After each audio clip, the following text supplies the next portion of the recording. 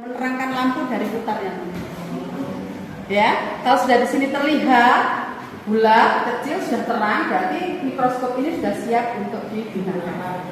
Oke. Kalau sudah selesai, maka kita menyiapkan preparat. Caranya, kalau di LKS itu kan kita mengambil jamurnya dengan jarum, ya, dengan tool. Kita ngambil kapasnya dengan kedelainya, ya. Jadi yang diteteskan terlebih dahulu itu air.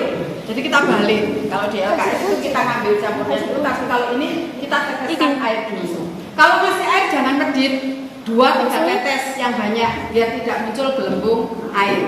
Ya. Setelah itu baru kita ambil jamurnya, yaitu kapas dari tempe, kemudian kita guling-gulingkan di air.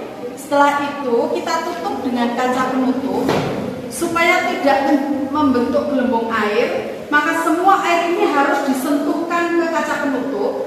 Buat sudut 45 derajat langsung lepas. Ya, langsung lepas, tak usah ragu-ragu. Kalau ragu-ragu nanti akan muncul gelembung air. Karena gelembung air nanti mirip sporanium. Ya, kalau muncul di dalam pengamatan, maka dia akan sama bentuknya nanti seperti sporanium, tapi ada bedanya. Karena dia akan tebal.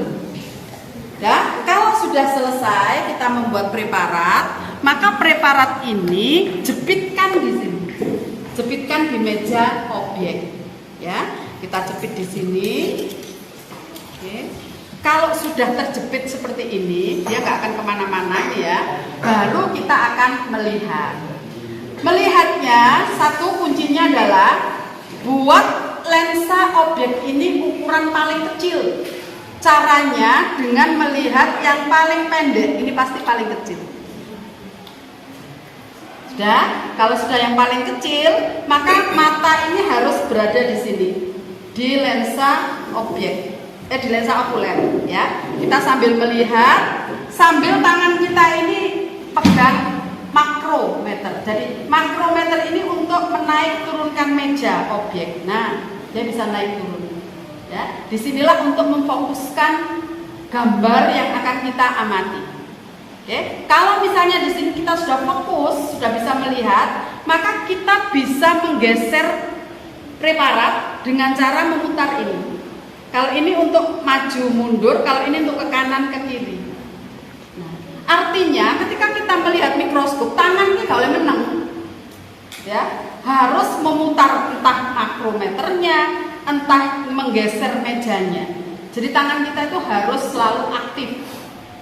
Dan mata kita nggak boleh lepas kemana-mana, harus fokus di sini. Oke, sampai di sini bisa dipahami, ya. Kalau misalnya nanti kamu mendapatkan preparat yang gedebel, jangan tremor, jangan khawatir, karena kamu nanti hanya menggambar satu bagian sporanium, satu hifa, dan miselium, cukup. Ya, caranya cari di pinggir-pinggir. Yang tengah hanya yang gedebel, tapi pinggir-pinggirnya kan enggak. Cari di tepi itu yang ada sporaniumnya, ada hifanya, ada miseliumnya.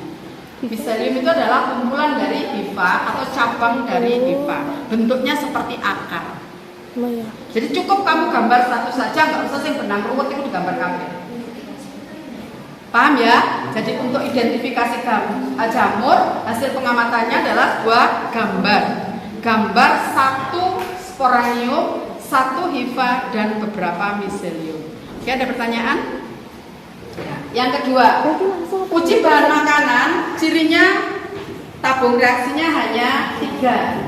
Ya, tabung reaksinya hanya 3.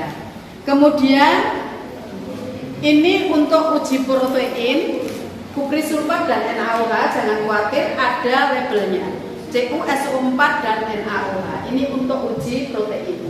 Namanya buret kalau ini dicampur, ya. Kemudian kalau untuk uji glukosa, ini ada feeling A, feeling B. Lihat bedanya. Yang kuprisulfat biru, kalau ini birunya agak hijau. Paham, ya? Jadi yang ini Tosca, yang ini biru.